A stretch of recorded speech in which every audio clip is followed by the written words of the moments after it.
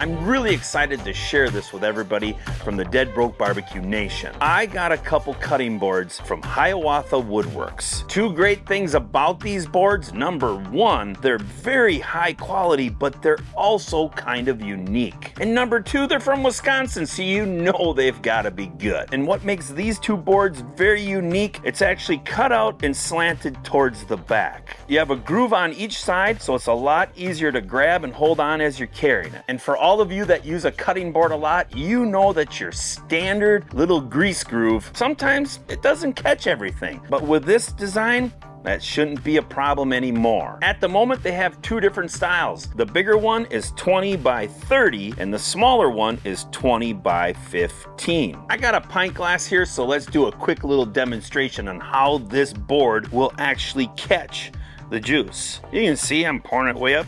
Runs right back towards the back end. Now there's a whole pint. Now I know this is gonna be the tricky part to get it back in this little pint glass. Hopefully you can see that this water is all pooling up over here and we can just start pouring her right back in. I spilled a little bit, but come on. I don't have my glasses on and I can't really see where I'm pouring it, but I am really excited to use this out because I have to cook out in my studio and haul everything back into the house. And I always leave a juice trail falling on the floor. I mean, look at this.